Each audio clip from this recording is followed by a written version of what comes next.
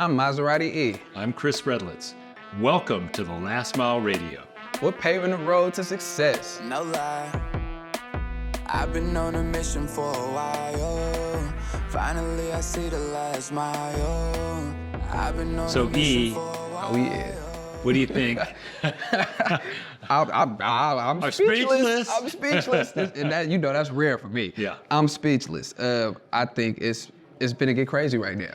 We have Curtis Jackson, Also known as 50 Cent is getting real.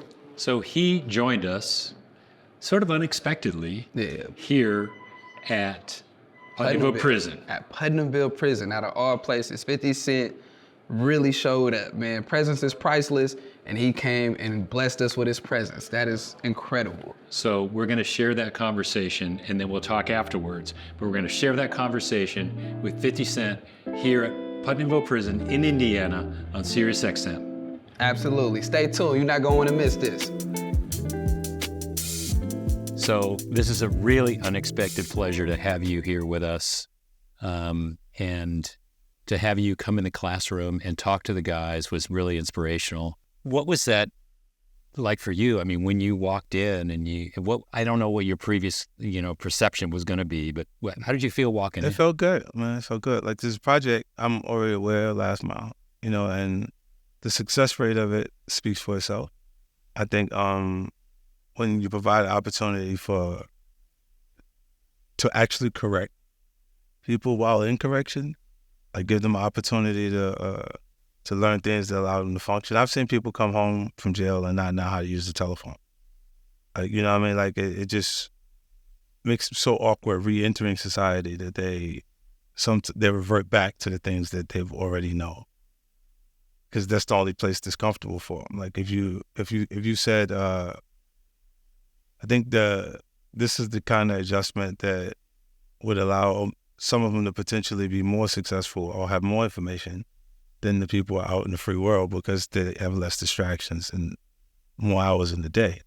When it comes to, once you become passionate about it, then you don't know what comes out of this kind of program. It becomes, you make it a guy that is a star, like writer, as far as the behind the scenes of websites and everything else that's there that for them to be constructive with. It's almost a nonstop learning curve. Yeah. At that point, I think, it's just how much I know we won't be able to provide those services for everyone. You know what I mean? But the people that do reach the program, you see by the success rate of them going into the workforce and being able to function, that it does prepare them to re-enter society. Like if there's, and when you take those type of programs, if you just delete that idea from the system, then you have gladiator school. Which is what it used to be. That's exactly what, so that would help, you learn more criminal activity by communicating with people who've done things differently.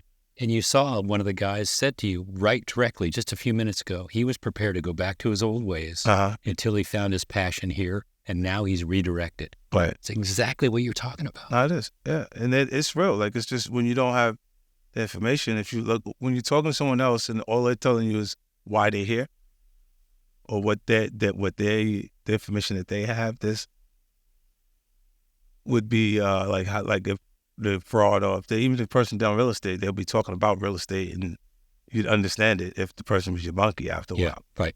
And I think without the positive influences at the same time, it's difficult for them to transition. I mean, you experienced this too. I mean, he entered prison at 17, served 9 years, and found his passion of music inside. I mean, how can you reflect on that? Definitely. I think, like you said, once you become passionate about something, it can quite literally change the trajectory of your life. Right. It depends on now the methods that you use to pursue it. You know what I mean? Mm-hmm. And then you got something like music. Like he was saying, now it becomes possible to actually pursue this in a way that distances yourself from a lifestyle of criminality. As we know, unfortunately, in music, a lot of times, we talk about our realities, which kind of glorifies, negative lifestyles. And it feels like it's glorifying it, and it's still, look, a lot of times the artists, when they're saying it in a way they glorify it, it's a lack of information, that's all. Right. It's early and they're rough around the edges, and hip hop culture, youth culture loves things that are damaged by the experience itself because it sounds so beautiful when it's in music form. And then, look, you say every step of the way that the things that are new are actually new. Is just being entered in format. When you say WAP, Right. it's that like WAP. It's lived in the locker room in a strip club. It just hasn't been on these big pop formats. Right. But with the concept of wet ass pussy, and when you're saying that for shock value at the moment, what am I supposed to say for shock value? Right. When I'm writing Candy Shop or The Magic Stick to say something sexual in a way, using a metaphor for it, then there's no metaphor anymore. You have to go straight with a direct, like a more direct description of it. That's just where we at. When the lyrics are becoming more graphic, the television is becoming more graphic also as far as premium is concerned. They want to see it like an R-rated film instead of watching a commercialized or a PG-13 version of it. Like, it's just, you see way more stuff. When we talk about like how they're learning, it's exactly how they'll be working because they under circumstances where they're moving with a laptop. Yeah. Right. Since COVID, that's a lot of... That's the way of life. Virtual, yeah, for real. And that's what I was going to say. Now, it's a little bit more guidance on how to navigate that. You know what I mean? On how to really paint the picture of reality in that sense, instead of it being like distorted and misguided. You feel what I'm saying? So now, like when we get these type of opportunities, like now we can quite literally shine and still be an example for others to follow as well. Right. You know what I mean? Instead of it being distorted and people assume that we're glorifying it, you know what I mean? And people assume what our intent was, and then the intent kind of misses the mark for the listener. You feel what I'm saying? So now we got tools and a different set of skills to where we can utilize that and show that, and now that could be emulated, which could quite literally shift the culture. You know what I mean? So, yeah. You say, a really smart guy said, don't do what I said, do what I did. Yeah. Right. You know what I mean? Like, you go in concept, you say what works. If you want to make a hit, you go, what are hits? What do hits sound like at the present moment? Because a lot of time you go, look, it takes 30 days to make it happen, right? The first 30 days, the first celebration is your first 30 days of sobriety, first 30 days of even dieting.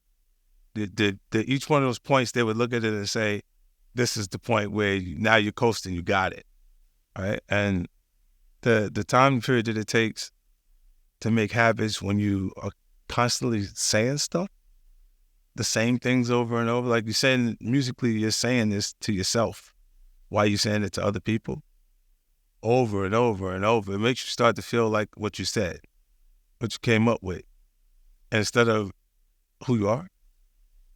So a lot of the artists, they're lying. For real. Playing a version of the character that is the cool guy from the environment that they would be, but they're there to do everything in the music, and the material is like I spend time not saying does it sound good, because I look at the guy and say, oh, he's good, it sounds good, but I'm going, do I believe him? Right. You know what I mean? I spend more time looking to say, do I believe him, than because the audience wants to believe them. You know what I mean? Like, that's just the way, culturally, the way things are. Right. And what we've seen too here is that, prison is living in a box, believing in a box. And what we've tried to do is blow that box apart. And there's really you felt this too. There's a perceived ceiling of what's possible. Definitely. Now, like even with your experience, like you took music and then you created business. These guys are saying, hey, I can have a real career now. And that's a huge transformation. Just how do you think, how you register the information? Because I made reference to the HISD thing that I did with Houston Independent School District.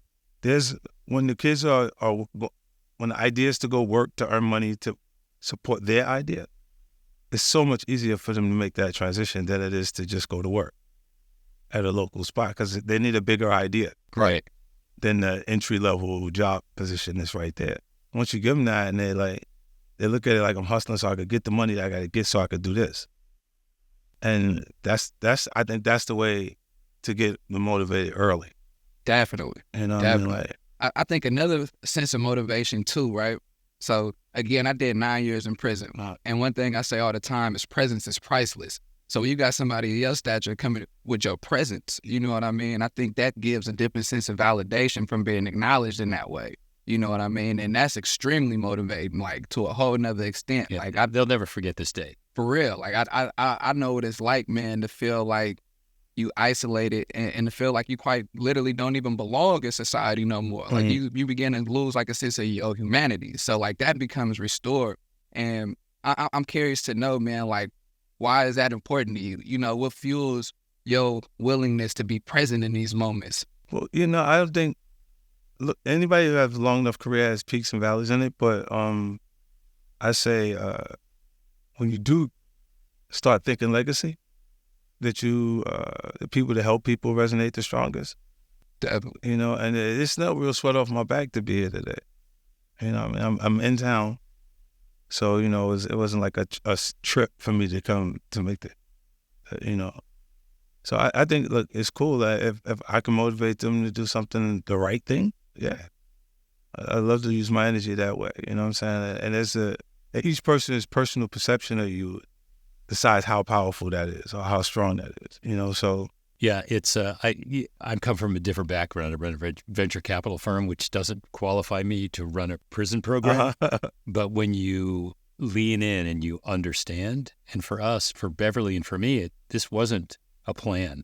Mm-hmm. It's just little by little, it becomes something, and you see the results, and all of a sudden, it becomes your life mission. Oh. Like 12 years ago, I had no idea this would be my life mission.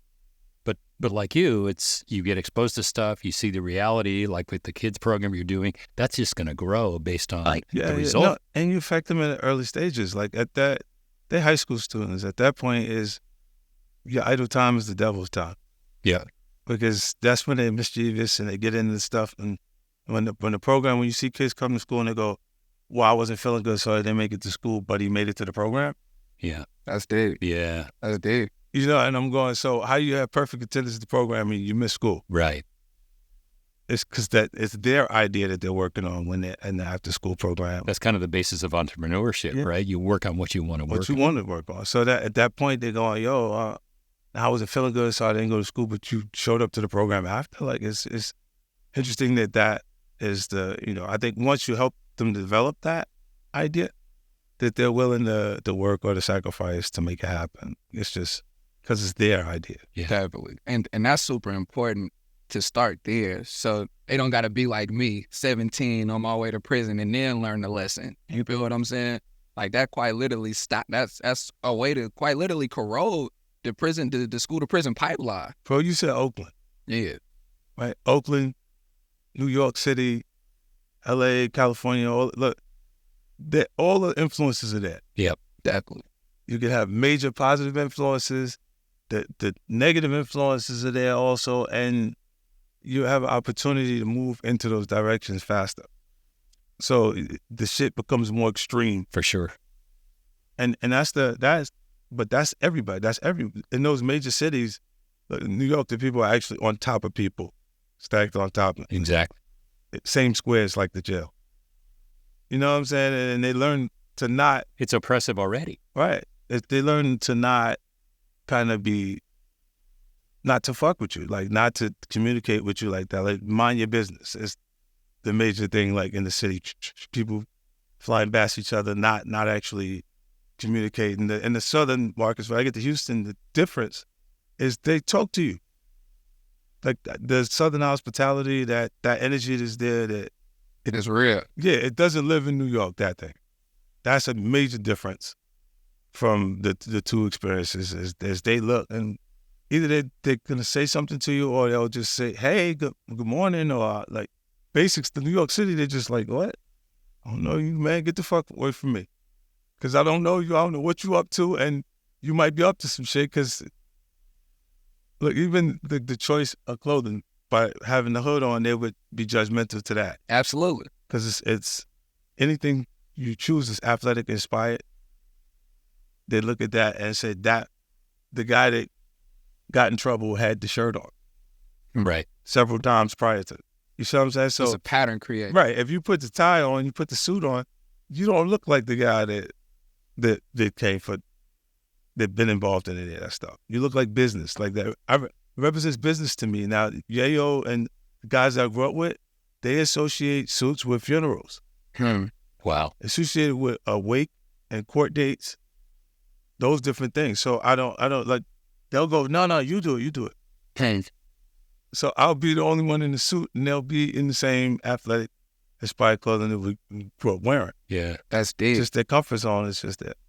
That's deep. What do you feel we can do to begin to shift that in our culture?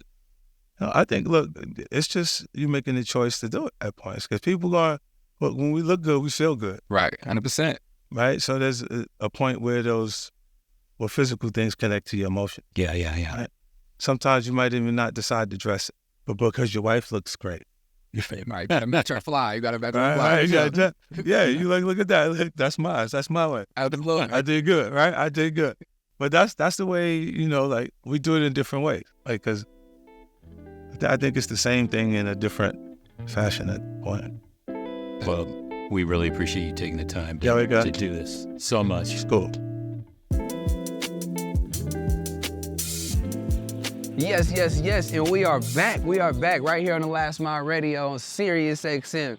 And we coming live from Putnamville Prison in Indiana. It's getting real. And we just talked to 50 Cent, man. What is going on? We just talked to 50 Cent in the prison, man. This is crazy. And he was rapping jewels. This is the thing about the Last Mile. You never know what's going to happen. You never know what's going to happen with the Last Mile. So serious. So I got to ask you, like, here's a guy, Curtis Jackson, a.k.a. 50 Cent. He's a successful musician, changemaker, really successful businessman. Absolutely. I'm sure as you were growing up, you were listening to his music. Oh, yeah. How did that feel like to get that one-on-one with him? That must be extraordinary for you, right? That was nuts. Like, just in a nutshell, that was just absolutely nuts. That was insane. To be able to, kind of pick his brain and understand the way his mind works in certain areas is just incredible. I actually should have shared this. This just popped in my head right now. I recall seeing an article on him in a XXL magazine when I still was in reception in prison, in Chino State Prison at that time. And it was just breaking down, his entrepreneurial journey, you know what I mean? Like how he sold vitamin water, how he got the Lionsgate deal and all those different things. And it was just breaking down just his successes at that time back in 2011. And that was to me, that was very, very inspiring. You know what I mean? Because of course I love music and of course I'm pursuing music. However, to receive multiple streams of income and have an understanding of business, that creates a completely different foundation. Yep. You know what I mean? That's another way to create generational wealth, but also that's another way to keep those type of focuses and to keep that type of inspiration alive. Because a lot of people just focus on just the music and not the other areas, which can actually kind of be a little more powerful. You know, what I really appreciated was, though, that he talked about what we talk about all the time is passion. Right. He found his passion. Right? Definitely. And he really shared that with the guys inside that he was talking to in the AVP program here in Putnamville. Passion. Definitely. That's one thing he repeated. I would say that was definitely a theme of the day from 50. He kept telling people, man, if you're doing what you love and if you're pursuing a work field that you're passionate about, there's no way you can lose. And I agree with that 100%, 1,000%. Prime example, what we're doing now, I'm very passionate about this and there's no way we can lose. Definitely. Yeah, the takeaway for me was that, and it was also just he actually has a giving mentality. Yes. He appreciates his success. He's had a journey that's been very well chronicled. Definitely. But now he's here in a sort of a place of influence that he's using for the betterment of society, and he's really committed to doing that. And I'm excited what we can do with him together in the Last Mile program. And we're going to have a lot of conversations. This was kind of unexpected, but a lot of conversations with this show, with changemakers. But, as we take it out, what's your last reflection of this day? Because it's been kind of an incredible day. For me, I felt like you got to always show up and show out. And what that does, it's able to influence people for change, for transformation, should I say, and it creates that sense of validation. Like I say it all the time, presence is priceless. You know that's one of my sayings for sure. But I think he really just embodied that and displayed the importance of that, because you have somebody that, in my opinion, is kind of unexpected to be in these kind of places. You got somebody that's possibly one of the busiest people we know of. You know what I mean? Yet he decided he's to use in go mode for sure. He's in go mode. This is true. He's definitely in go mode. Yeah.